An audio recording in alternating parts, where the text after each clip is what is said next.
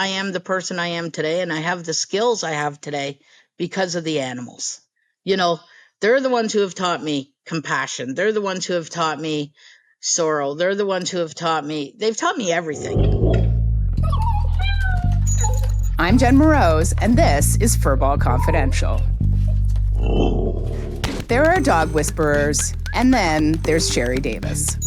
Sherri's been training animals for film and TV for 25 years, and as you'll hear, she's had this uncanny ability to communicate with animals ever since she was a kid. Today, she wears many hats, but her main gig is executive producer and lead dog trainer for Hudson Rex, the police drama set in St. John's, Newfoundland. It features a crime-solving German Shepherd named Rex, and it's in its 8th season now. Sherri trains and owns all the dogs on the show, including Rex and all his stunt doubles. Rex was originally played by Sherri's beloved dog, Diesel, who was diagnosed with late-stage cancer when they were shooting season 7. He died shortly after. And as you can imagine, that loss was incredibly hard for Sherri. She hasn't talked about it publicly too much before the conversation you're about to hear today. Rex is currently played by Diesel's nephew, Dillon, who had some big paw prints to fill, but seems to be having a grand old time. When we started this interview, Dillon was lying calmly right behind Sherri, tongue hanging out. Since Sherri does so many things day to day, I started by asking how she describes what she does for a living. You know what? In all honesty, when people say, so what do you do for a living? I'm like, I pick up poop. I'm a pooper scooper. I'm a professional pooper scooper. Yeah, it's funny because people don't know what an animal master is, or a dog master, which is what I go by. And then if you say, well, I'm a trainer, and then they just think it's just training, where they don't understand the vast knowledge of what I do. So a lot of times, like on an average level, so when I do teach, I teach to the public. So I have a training facility and a boarding facility and a daycare facility, and I do grooming, and I have groomers that groom with us. So we have that facility. And then I have my film career, which I train animals for film and television and stills. So, and in that aspect, it's training for film, television, tricks, and all of that kind of stuff. I also do search and rescue. So I train search and rescue dogs. And then we have agility classes that we teach. Woof. You'd be right to ask if there is an animal-related training job that Sherri hasn't done. But she actually wanted to be a vet in the beginning and even started training to become one. I got really really taken by the medical side of things. And then I worked in a placement, and 30 plus years ago, it's a little different than now, right? So 30 plus years ago, if you didn't have the money to pay up front, I'm sorry, but we don't have a choice. We can't touch your dog. But most importantly was people would bring in dogs that were very young, like 6 months, 8 months, like under a year, perfectly healthy dogs. And they'd want them euthanized because they bit their kids. They destroyed their house while they were at work. They did this, and they'd bring them in, and I'm like, okay, hold on. This is a behavior issue. It's not a health. Hold on. We need to change this.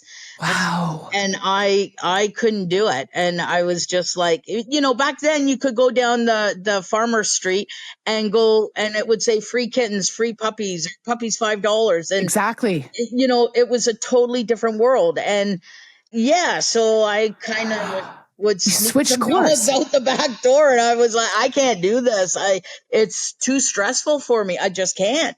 Yeah. So I went into studying behavior and methodology, and came up with my own methods of training. I mean, just listening to you talk, it just strikes me how attuned you are to animals. And I know you work mostly with dogs, but I know you've worked with lots of other animals too. And rats, cats, skunks, horses, goats, like you name it. If it's like, are you literally an animal whisperer? Where did that sense of connection, that sense of attunement with animals, where did it start for you? Or do you remember? I think I was born with it, to be honest. Like, when we were younger, again, going back, I'm not going to age myself, but going back a long way, kids weren't allowed in the house until the street lights came on. So, everybody else was playing whatever. I was down at the creek, saving frogs and looking for minnows. And, I'd come home and bring home a stray cat or a kitten. And I'm like, Mom, Dad. And they're like, no, go Not back. another And then, one. yeah, and then they'd open up my closet to put my laundry away. I was 5, and a cat would run out, and they'd be like, Sherri. Oh my goodness. I love But it. it's just it's a connection. Like out here in Newfoundland, where we film Hudson and Rex, we go out whale watching and stuff, and they're like, guaranteed to have whales. Sherri's on the boat today because the whales just know when she's here. Like it's crazy. And I've got some of the most incredible humpback experiences where like they're coming up and almost touching my hand. Yeah. Wow. Yeah. It's incredible. Sherri never expected that connection would lead her to where she is today. After she realized that becoming a vet wasn't quite the right fit, Sherri decided to use her talents connecting with animals in a different way. She became a trainer. And then one day, they were filming a show in Toronto and they needed 100 dogs to run as a pack and do this and do that and blah blah blah, and they had said, well, there's nobody that can do it. And then unbeknownst to me, somebody in the industry was taking classes and they said, go check out my trainer. And these people were from Los Angeles. So they came out and I was in the middle of teaching, so I made them wait. And they're like, do you know who we are? And I'm like, do you know who I am? Like, sorry, these people are paying me to teach. I can't stop my business because you've walked in my door. You'll have to wait. So then I came out and they're like, okay. And they had, all this paperwork, blah, blah. And I said, just tell me what you want. So they said, well, we need 100 dogs to run A to B's and do this and do that and run through jump stuff. And I said, okay. And they're like, what do you mean, okay? And I said, when do you need it by? And they're like, well, in a couple months. I said, oh, come back and talk to me. And they're like, no, we need to see this. So it was like on a Wednesday or something that they had come by, or a Thursday. And I said, okay, come out on Saturday. And they were like, what Saturday? I said, like in 2 days. And they're like, you're going to have 100 dogs do this. I said, yeah. So they came out and I had 140 dogs or 132 dogs or something like that. And I had like almost 300 people because I was doing a catch and a release. And we ran them through the industrial park and like around buildings, and they were on the rooftop. I'm like, what is with these people are crazy. And they're sitting there going, this woman is nuts. How did she do that? And so it was quite the experience. And then they're like, what if we hid somebody in the trash bin? Could you get them all to run there? I said, yeah. And so I'll never forget, Andrew Curry was my assistant. I said, Andrew, get in the dumpster. He's like, what? I said, get in the dumpster. I said, so I closed it down. And then I said, okay, 3, 2, 1. And of course, all the dogs came. They were jumping on top of it, jumping around it and swarming it. And they were like, where are you from, lady? I'd like to get into your work at Hudson and Rex, because I know you do all of these other things, but I know this is sort of a central part of your life, is your work on Hudson and Rex. And so we just were introduced to Dillon, but we were just talking about this before we started this conversation. It's not just Dillon. When we're watching Hudson and Rex right now, we're seeing Dillon. Who else might we be seeing in what scenarios? So any of the stunts, so anything that is jumping over 32 inches is going to be a stunt dog. Okay. So crashing through the windows, biting the bad guys, knocking them down, all that is a stunt dog. Now, what I don't want to do is I don't want to say that they are not as important as Dillon. They are actually more important because they're the ones that give us all the action in the show. Right. However, Dillon is the face of the show. So we don't want to risk injury, right? Right. Yeah. It's even like people don't think, but even on like a wooden deck or something, We cover in all the slats because his nail could go down and he could break a toe. He could cut a nail Yep. off. So Dillon is the face of the show, Yep. and he does like 98% of the show. Right. And Okay. then the stunts, what we'll do is we'll throw in a stunt dog, just to do the hits or the going through glass windows. And they you can go play. You can go play. Yes, it's okay. You can go play. Oh, look. Is that what you want? Yeah. Okay. You can go get your ball. Oh, he's such a good boy. And I also read that Dillon, and I don't know about the other dogs, but Dillon knows when he's nailed a scene or nailed a shot.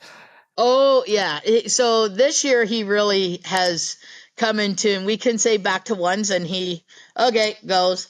And when they yell cut or when they yell action is worse because he's like, okay, and he go, I'm like, no, you're too fast.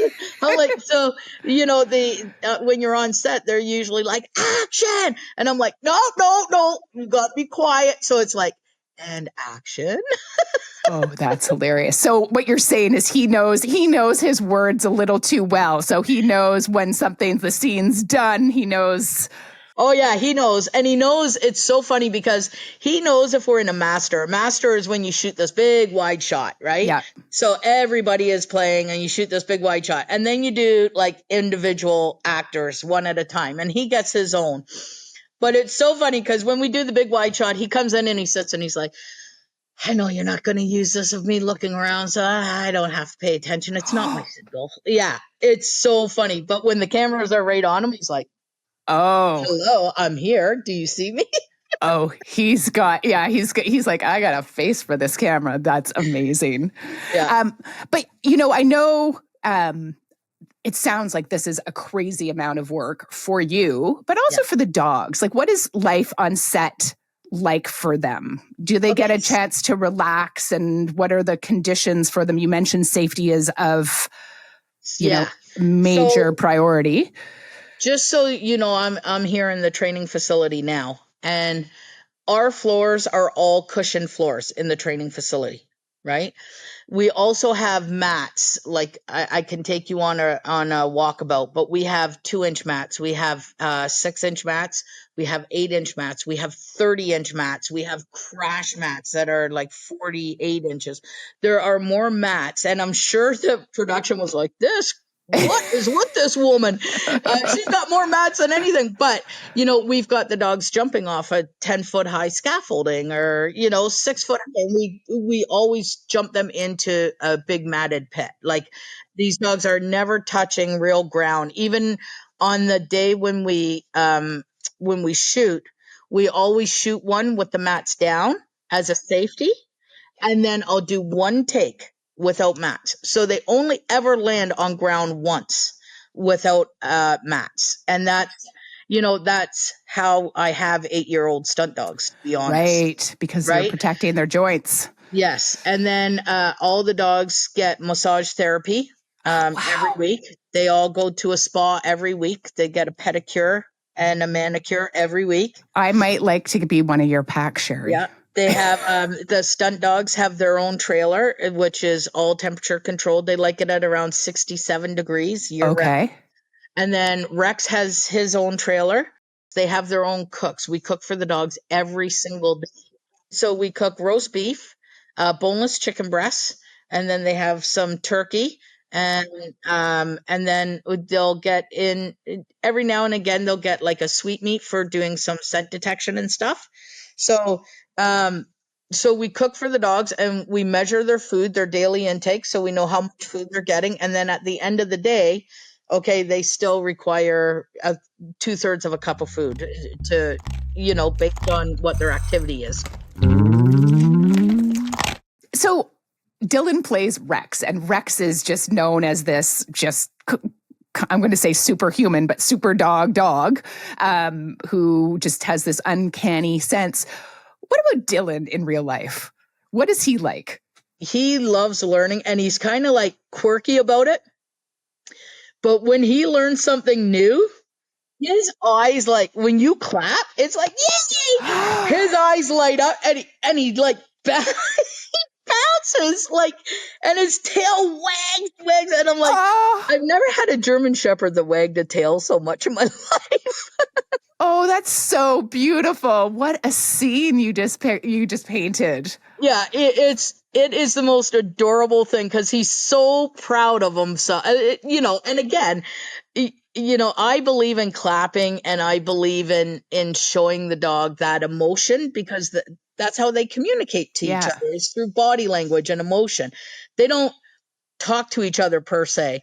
So a lot of stuff like your listeners aren't going to be able to see this, but I'll smile and I'll clap my hand, I'll put my hands together and I'm smiling like this and Yeah. then I'm like yay and I'll do this and oh my gosh, they go crazy and I don't even have to speak.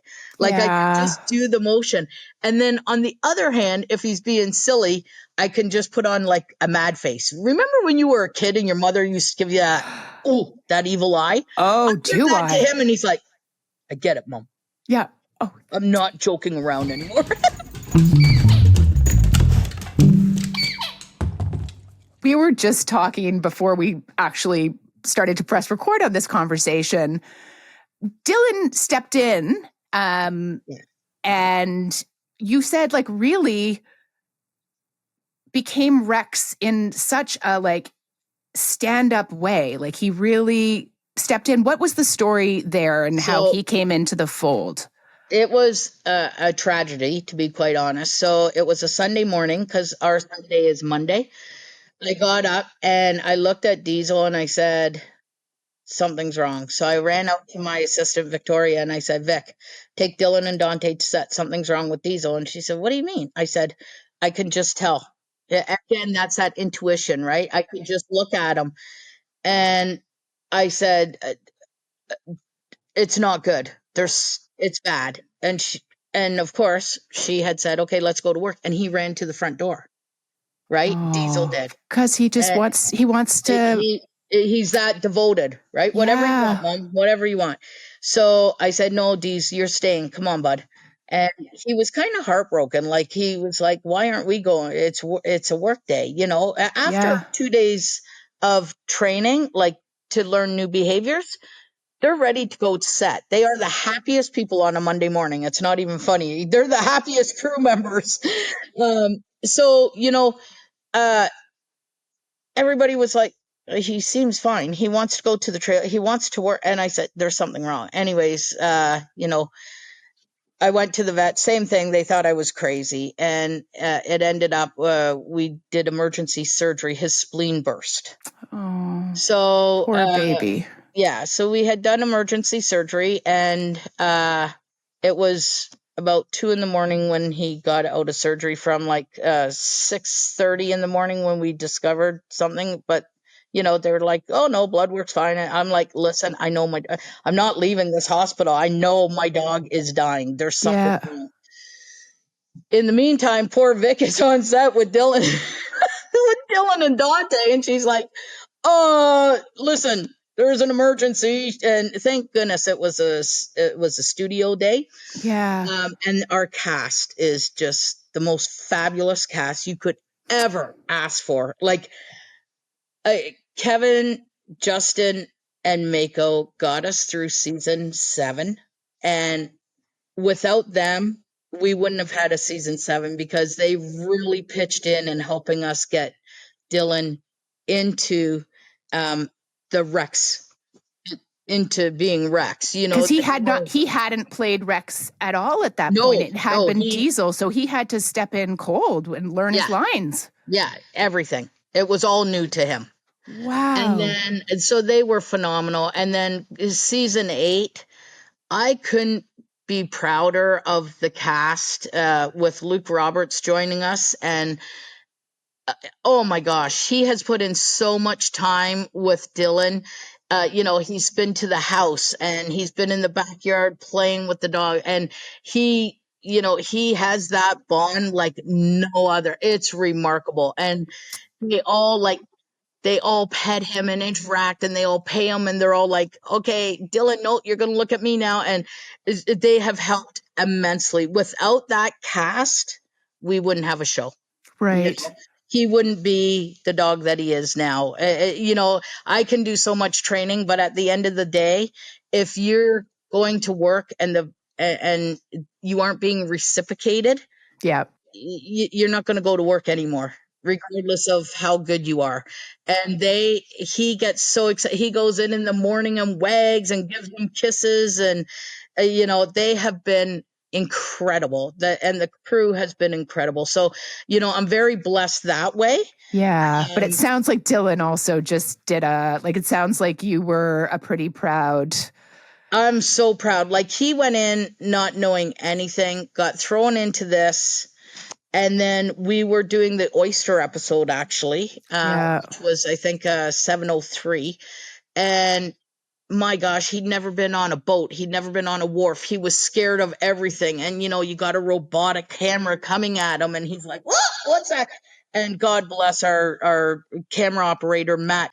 You know, it was a dedication of, you know, the camera operator to spend that extra time working with us, even though we were rolling and we used extra film and extra time, but we got a season out of it, and a Yeah. remarkable dog. So, Yeah, it yeah. sounds like it. It sounds like it. And you were saying before that Dillon and Diesel were very different personalities. And I know you lost Diesel last Yes. August, and I'm so sorry for your loss. I know he was such a huge piece of your heart. But can you tell us a little bit about his personality and what he was like as a You know, it's coworker and also as a family member or a pack member? you know, I went to get a mobility service dog. I have a bad right leg. And I have been on a waiting list at this breeder's for a couple years. He called and said I got a couple puppies. So I went up with my assistant, Vic, and we looked at the puppies. And we were in the kennel. Dogs are going nuts. And this dog was just sitting so quietly down in the kennel. And I said, what's the story behind that guy? And he goes, oh, well, that's this dog's uncle. His sister had these pups and blah, blah, blah. He was returned, and the guy couldn't handle him or whatever. And I said, well, what would happen if you let him out? He goes, let's see. And he let out this 120-pound shepherd to come charging down. And I was like, oh boy, I'm in trouble. Anyways, I went home with the two puppies and that dog that night.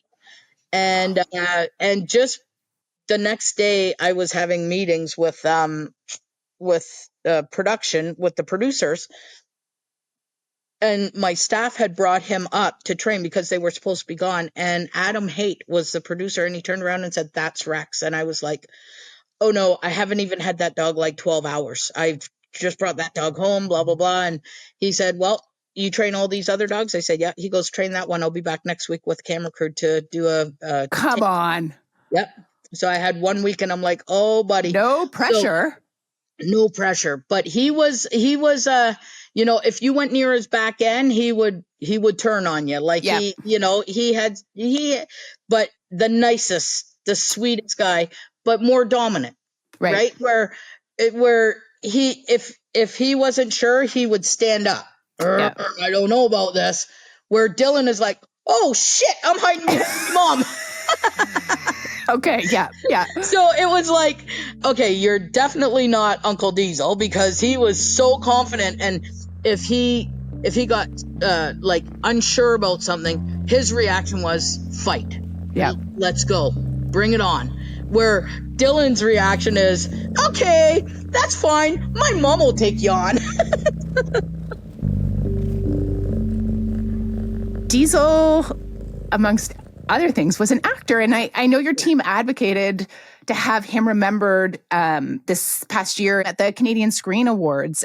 Yes. And why was it important for you and the team? Because it sounds like you have a great team to rally behind you and the dogs, but why was it so important? I'm so proud of all my dogs. But at the end of the day, the reason the recognition was so important to me is they don't get recognized. They are Mm-hmm. true actors. You know, they're not background performers. You know, and the amount of work that these animals work to, the amount that we all do to make this happen. Yeah. I think it's a sin that they can't get awarded, you know, an Academy Award for their performances, or they don't get recognized as an actor. It's just, oh yeah, it's an animal in the background, or it's a dog. It's not. He's a cast member. He's number one on the call sheet. Right. He's number one cast member. So and we do meet and greets, and I do charity, or I do things for charity with the dog. And Diesel was always, and same with Dillon. He was always willing to go and greet his fans, and the fans are what really touch home, because they appreciate it, and they see, and then you hear their stories about how the dog has helped them get through a situation, or how the dog has helped them do this or that or the other thing. There's so many things. Yeah. And I think the recognition in film and television is lacking, and I really think it's something that we have to fight to get them back into recognition. So having him on that big screen, I cried. That's amazing. And to think that he came from the beginning, where it was like the breeder's like, no, you don't want this one. He's been returned. Yeah. To that. Yeah. It's beautiful. And you also, like, what you saw in Diesel, I feel like you've sort of transported into another program, another one of your hats called Death Row Dogs. And you just tell us a little bit about that, because I think it really speaks to your ability to see something in dogs that maybe some other people can't. Yeah. So no dog should be on death row. There's no animal. I think in 30 plus years, there's been 3 animals, and I can tell you exactly who they are. One was an Akita, one was a German Shepherd, and one was a Great Dane. And these dogs, those are the only 3 dogs that I could not train. I could not figure it out. And unfortunately, and it broke my heart, and I will stake claim to this, I had to order them down because they were that dangerous. One had a brain tumor because we did a necropsy afterwards. 2 were full of cancer. Right. So, I kind of felt justified in a sense that, okay, there was something that was making this trigger. Like, you could just be sitting there and the dog would just turn and attack you like unprovoked. But then you understand pain, and you understand what's been going on, and it was undiagnosed. So, but other than that's it for me. Like, in over 30 years, there's been 3 dogs, and they all had medical issues. Yeah. With them. But I'll take dogs off of death row all the time. I've had so many people, they're euthanizing their dog, or I've had vets call me and say, "Cher, like, can you help? This is a young dog, blah, blah, blah." And, I'll take them. And if they have high trigger points, they will live on the ranch with me, and they'll enjoy life for the rest of their life. Yeah. If they don't have high trigger points, I will place them in homes. Yeah. I just placed a little Boston Terrier with my parents. Oh, I placed a Basset Hounds with my brother. Everybody who knows me gets a dog. It's like, okay, if you're my friend, guess what? You don't have a dog, but you're going to get one. Oh, that's amazing. But it's a fully trained dog, so you're going to be all good. If you're okay, I'd love to ask, just going back to Diesel for a second, how would you like to remember him? I know you were so proud with that in memoriam, but that's a very public display. For you, what will you remember? My son, who was with me 24 hours a day, 7 days a week for the 8 years that I had him. And the devotion and the dedication. He never left my side. Never left my side. And I never left his. So, if there was a time where, like, the morning I woke up, I just knew something's wrong. There were times where he got up and all of a sudden he'd come and lick my face and lie down. He just knew mom's not 100% today. Yeah. So, and I'll remember him as, my partner, my son, my soulmate. That's what I'll remember him as. He was part of me. And, when he left, every dog takes a piece of my heart, but he he really hit home. Yeah. Yeah. Yeah. I'm so So sorry for your loss. And yeah, thank you I miss for, him dearly. It's very difficult. And it's very hard when I love all my kids. Don't get me wrong. And I love Dillon to bits. And he's a different dog. He's yeah, warmed my heart in a different way. yeah, And it's when I'm training, I've got to take a step back sometimes where I have to say, Sherri, stop.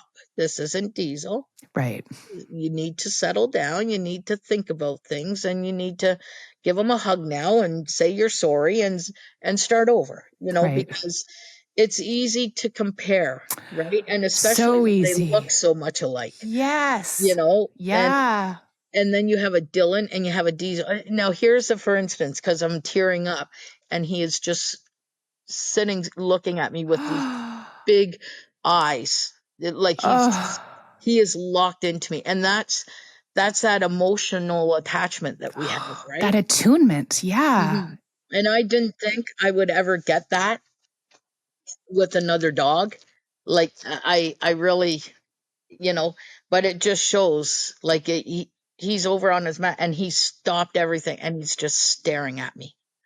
So, Oh, you got me um, tearing up here too, Sherri. yeah, it's just, it's okay, buddy. Um, yeah. It's just a thing, right? So, Yeah. How would you yeah, say between Dillon, Diesel, your other dogs, what have they taught? I mean, clear, they've taught me a lot. They've taught yeah, me about, they've taught me unconditional love. yeah, They've taught me understanding. They've taught me to have more patience. Now, I'm a perfectionist and I can get, "Ah," yeah. you know, but they have taught me, uh, you know, anything can be achieved. It's knowing how to stop, take a step back, and think about what you're doing, and we can get through this. And I think that they've taught me how to troubleshoot. They've taught Yeah. me patience and love and respect and come here, good boy. And this is what I'm taught. Yes, Dillon's coming over what? to Yeah. comfort Sherri. I mean, I am the person I am today, and I have the skills I have today because of the animals. You know, they're the ones who have taught me compassion. They're the ones who have taught me sorrow. They're the ones who have taught me, they've taught me everything. I thank you so much for taking the time to not just talk to us, but to share your memories of Diesel and of your times working on set with Dillon. It has been such like a beautiful conversation. Thank you. I appreciate you reaching out. And, this is the first time I've really talked since I've lost him. So, again, therapeutic for myself also. Yeah. But, I appreciate you recognizing not only my son, but Rex as a star that he is. And, I think what you guys are doing is amazing. Thank you. Thanks so much to Sherri Davis for that conversation. And since I get the last word, I'm going to say I think what she's doing is amazing. Season 8 of Hudson and Rex is out now. You can watch it on City TV or stream it on City TV Plus. We asked Sherri if she had an animal-related cause to tell you about, and she said Rainbow Riders. It's an organization in St. John's, Newfoundland, that provides therapy through horses and horseback riding to people with disabilities. What I've seen those horses do for the people and the community out here is just beyond any words. So, if you can find it in your hearts to give a little donation to Rainbow Riders, Rex and I would really appreciate it. That's it for this episode of Furball Confidential. If you like what you hear, bark up our tree, leave us a review, tell a friend, and make sure you follow us so you don't miss an episode. Furball Confidential is created and hosted by me, Jen Moroz. Our producer is Talia Schlanger. She and David Travers Smith co-created our theme music with Brian Kobayakawa on bass. Video and sound design and editing are all done by Reza Daya. Danny Stover does our social media. Our show artwork is by Adrian Foro. And on audience development, we have Marina Hanna. And thanks, as always, to the original inspiration for this podcast, Clutch. I'm Jen Moroz. See you next time on Furball Confidential.